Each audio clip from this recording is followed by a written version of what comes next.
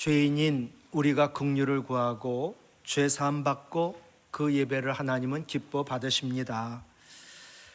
정신과 의사인 정혜신 선생, 그분이 당신은 옳다라는 책에서 의사들의 성급한 진단으로 또 약을 쓰고 그래서 온전히 치유할 기회를 놓치는 것이 안타깝다. 정신과 의사들 너무나 쉽게 우울증 진단을 내리고 또 약 처방을 내립니다.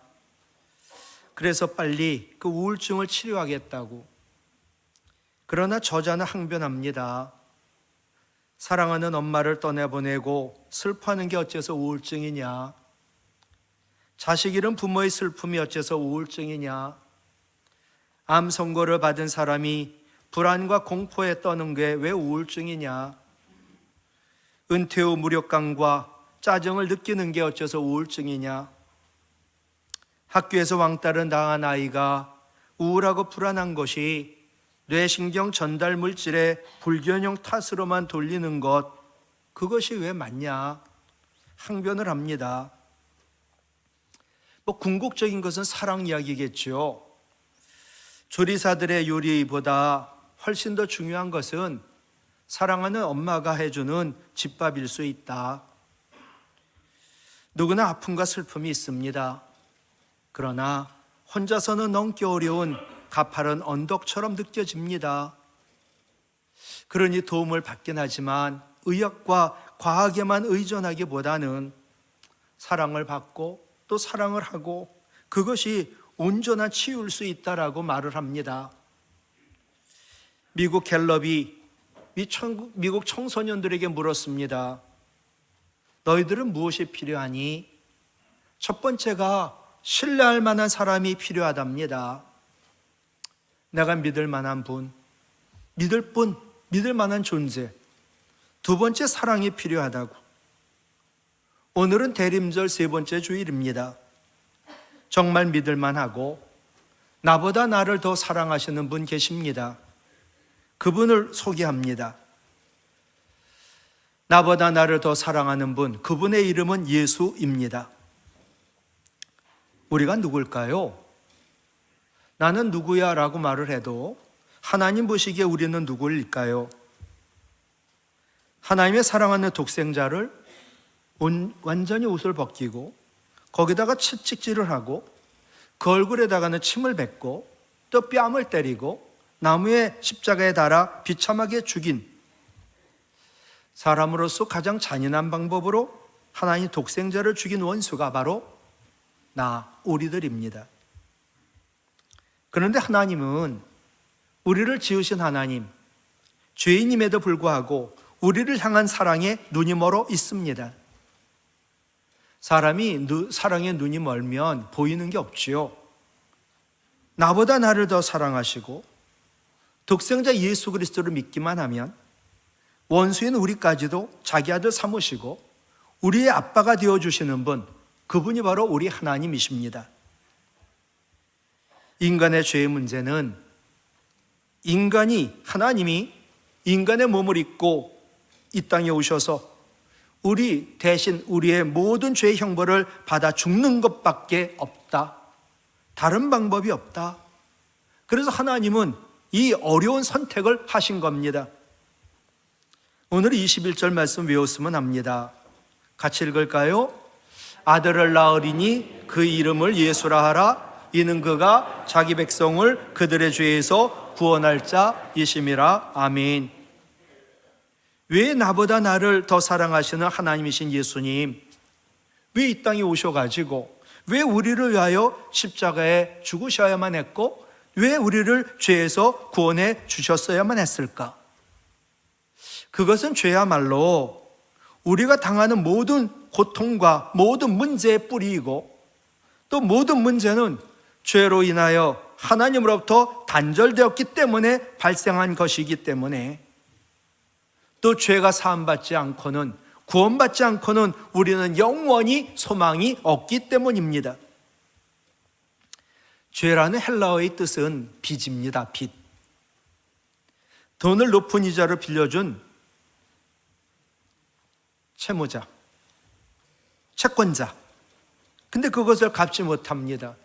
그 채무자를 결국 자기 노예로 삼고 그렇게 자기 노예로 만드는 사악한 고리대금업자. 그보다 더 악하고 그보다 더 무서운 게 바로 죄입니다. 죄는 우리로 하여금 하나님 주신 자유를 박탈해버리고 죄의 종이 되게 하고 죄에 끌려다니게 하고 결국 복 대신 저주를 받게 하고 결국 하나님의 심판을 받게 하는 것이 죄입니다. 죄는 생명과 만복, 모든 것의 근원 되시는 하나님과 우리 사이를 갈라놓습니다. 죄는 우리를 마귀의 종노릇하게 합니다.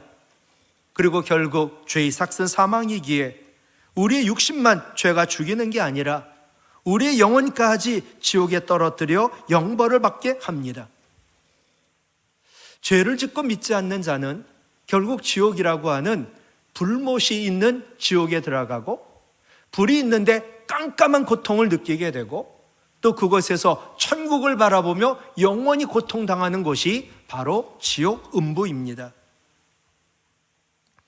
나보다 나를 더 사랑하시는 하나님이신 예수님, 우리를 죄에서 구원하시려고 구원받게 해야 될 모든 일을 예수님이 다 하셨습니다. 우리가 한 일은 하나도 없습니다. 미국 전도훈련 강사인 마크 미텔버그는 이 세상의 모든 일반 종교는 do라는 종교이고 기독교는 done, 하셨다라는 종교다. 세상의 모든 종교는 구원받기 위하여 하라는 것을 가르치는 종교인데 우리는 주님이 하셨다라는 것을 가르칩니다. 예를 이렇게 들어요.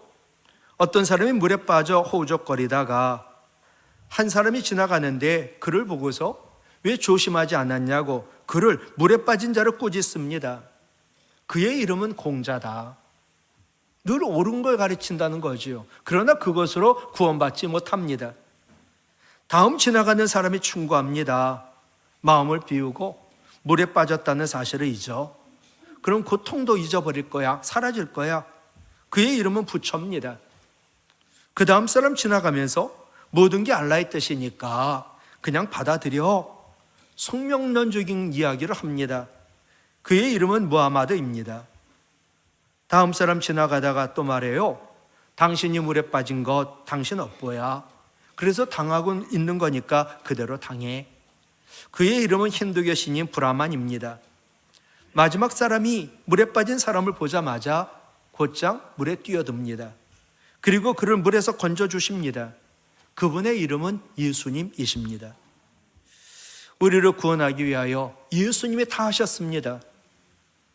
기독교는 구원을 위하여 무언가 하라라는 종교가 아닙니다. 무엇을 하라고 하지 않습니다. 죄인은요, 스스로를 구원하지 못하니까 예수님이 우리 죄를 대신 지시고 십자가에 피 흘려 죽으시며 죄인인 우리 구원을 위하여 예수님이 구원에 필요한 모든 것을 다 하셨다. 그것을 믿기만 하면 되는 겁니다.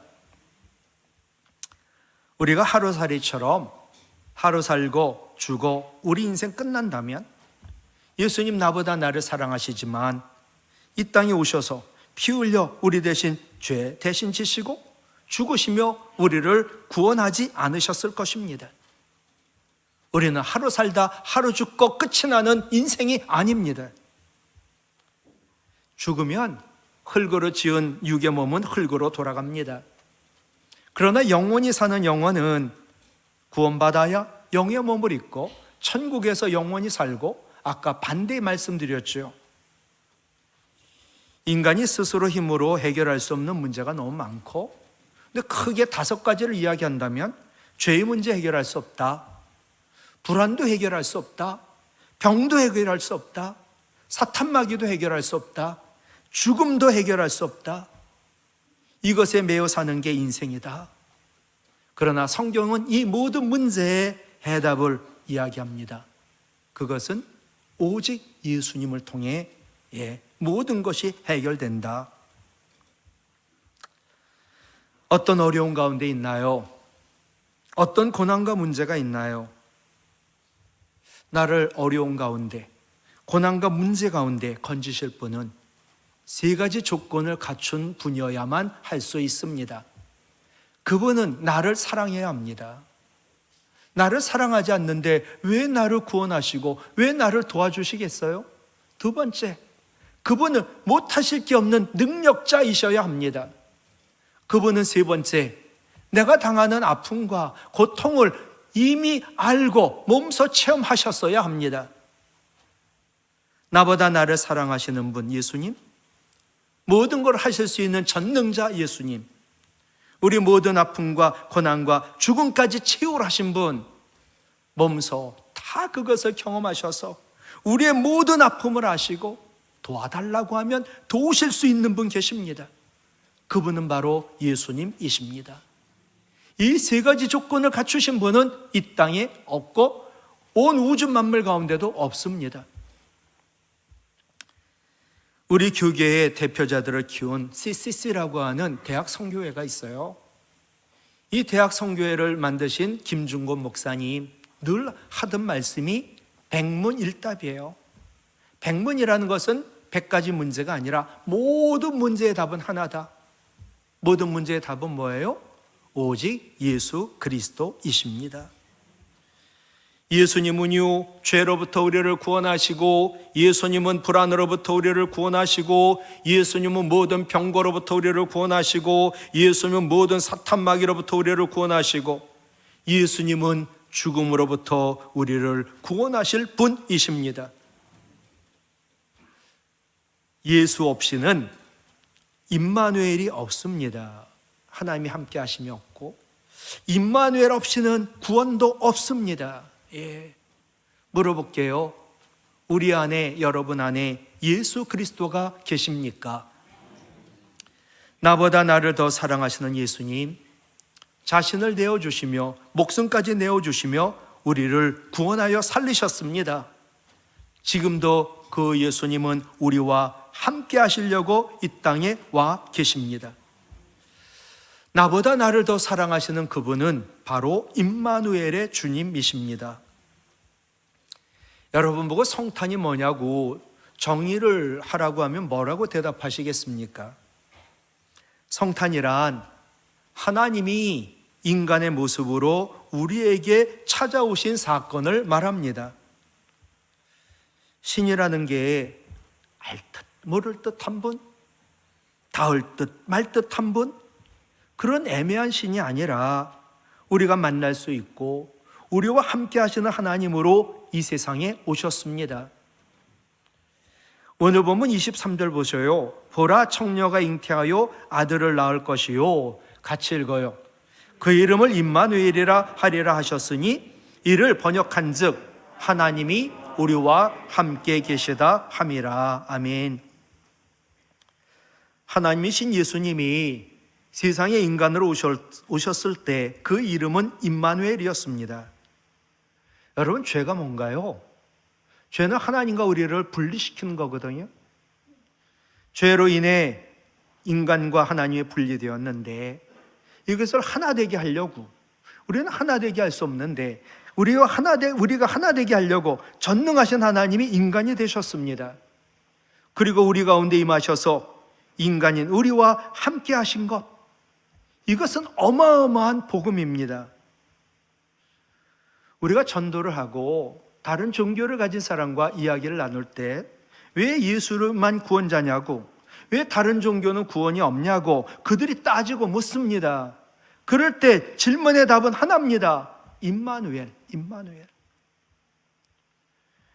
죄인을 구원하는 구원자는요, 두 가지 특징이 있어야 됩니다. 하나는 초월성이요, 하나는 내재성입니다.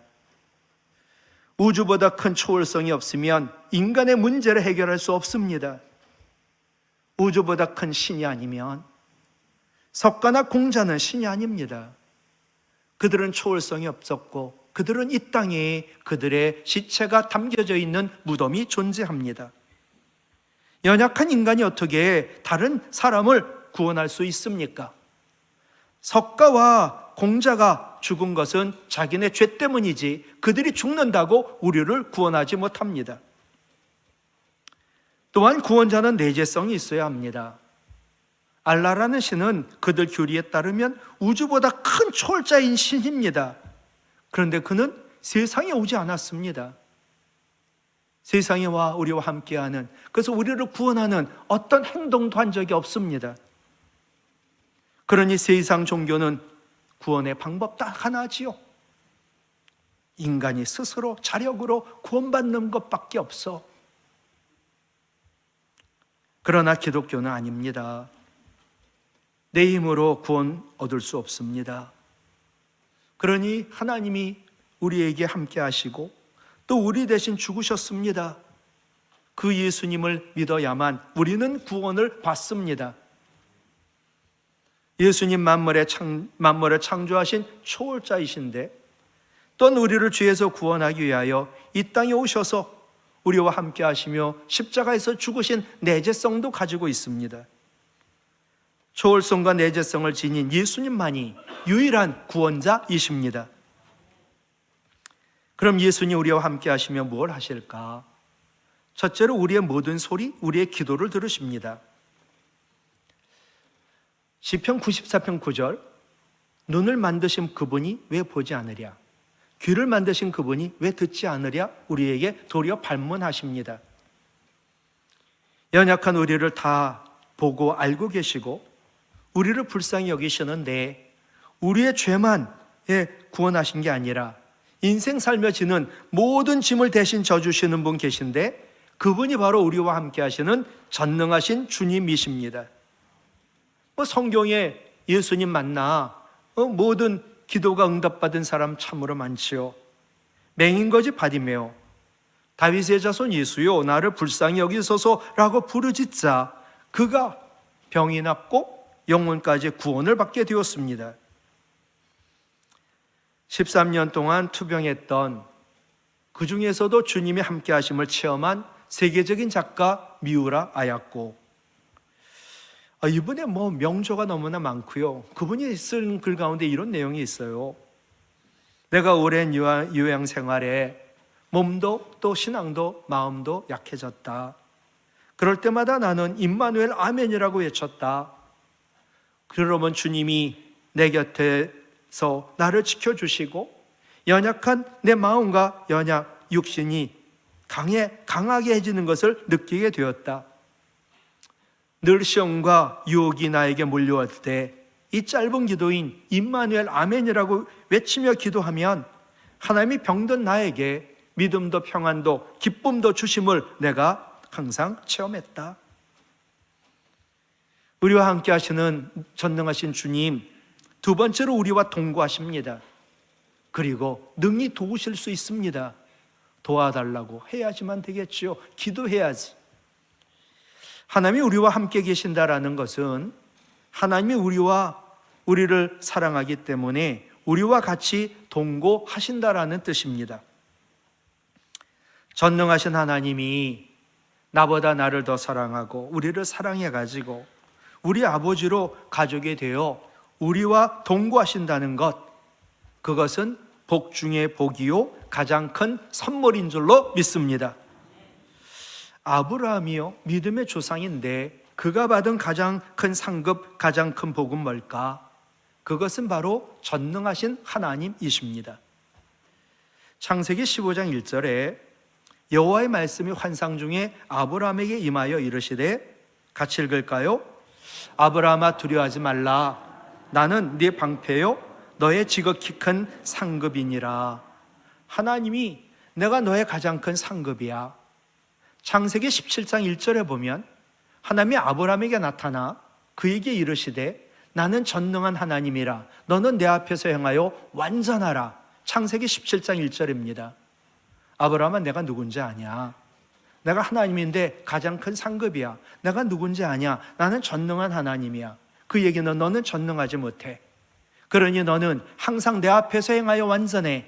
네 뒤에는 전능하신 하나님인 내가 백으로 있으니까.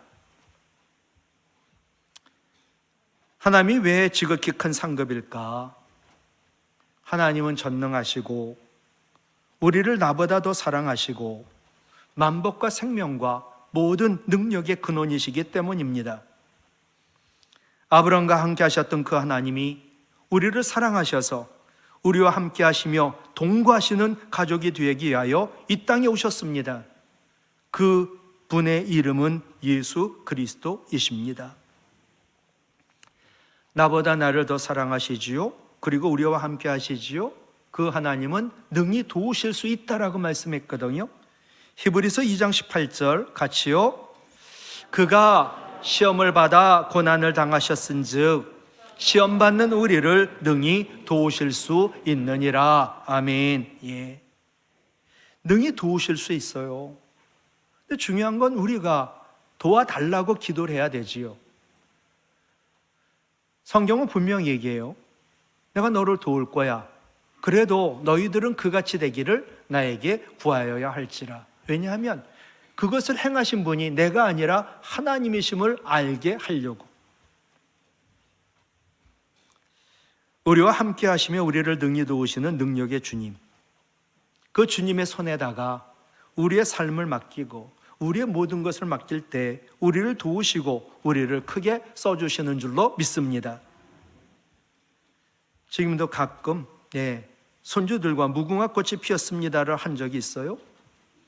달고나, 저희 때는 무궁화꽃이 피었습니다, 그 놀이밖에 없었나요? 하여튼 그냥 맨몸으로 노는 놀이, 그다음 달고나, 이거 하면 또 얼마나 재밌어요.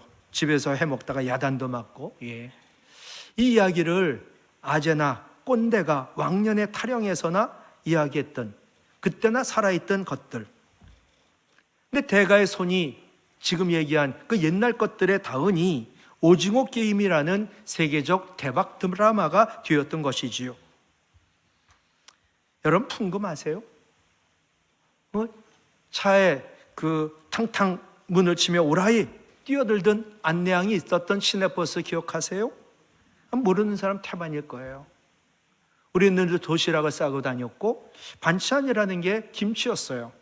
그럼 김치를 유리병에다 담았는데 잘 안 담겨가지고 이 김치 국물이 흘러가지고 책도 김치 국물이 묻고 또 가방에도 김치 냄새가 나는 그 책가방. 정말 얘기하면 아이들은 아이고 또 옛날 얘기하는구나. 어떤 것도 정말 자랑할 수도 없는, 아이들은 듣고 싶지도 않은 이 어떤 것도 대가의 손이 닿으니까 창조적 아이콘으로 부활하더라고요. 마찬가지로 우리의 아픔, 나의 열등감과 약점, 나의 실패와 질병, 나의 고난까지도 주님의 능력의 손이 닿으면 약한 나를 통하여 역사하시는 사랑의 주님의 이야기가 되어 이것이 복음의 간증거리가 되는 거지요. 7 귀신에게 고통받았던 막달라 마리아, 그의 몸에 주님의 손이 닿으니 예수님 부활을 최초로 알리는 전도자가 되었던 거지요. 유대인의 멸시 대상 1호 세리인 마태, 그도 주님의 손이 닿아지니까 복음서의 제일 복음서인 마태를 쓰는 제자로 쓰임받았던 거지요. 주님이 종살이를 하든 감옥살이를 하든 나와 함께 하심을 믿고, 또 내가 주님과 함께 할 때 우리는 요셉처럼 고난 가운데도 형통한 자가 되고 꿈이 이루어지는 줄로 믿습니다.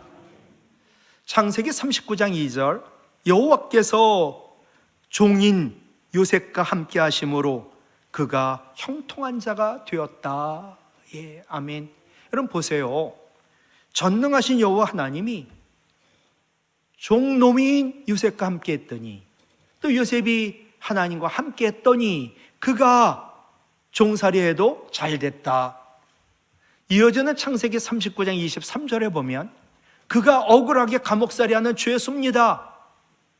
죄수도 하나님이 함께 하시고, 또 죄수가 하나님과 함께 함으로 그가 감옥에서도 잘되는 형통한 자가 되었다.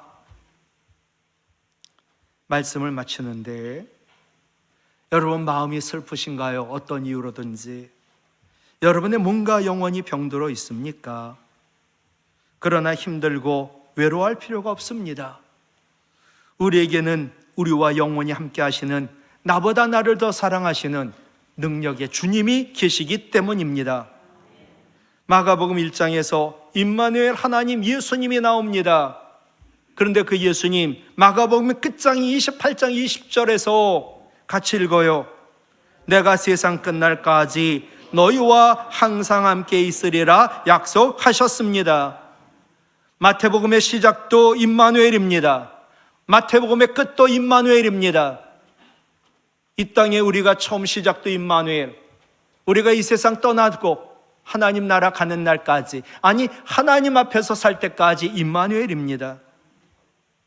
전능하신 주님이 우리와 항상 함께 하신다는 것, 우리 인생의 혁명이요, 소망 없는 우리 인생을 영원히 소망이 있는 영원한 인생으로 살도록 하신 하나님의 가장 큰 복인 줄로 믿습니다. 임마누엘, 가장 큰 복이지요. 임마누엘의 주님만이 우리의 진정한 소망이 되시고 우리의 모든 절망과 탄식을 걷어내고 구원할 유일한 해답이 되시는 줄 믿습니다. 우리는 세상의 고아처럼 혼자 외롭게 싸우는 것 아닙니다. 나보다 나를 더 사랑하시는 전능하신 주님이 항상 우리와 함께 계시고 능히 도우신다 약속하셨으니 언제나 능력의 이름 주님의 이름을 부르시며 살기를 원합니다. 이 시간 같이 우리 찬양하기를 원해요.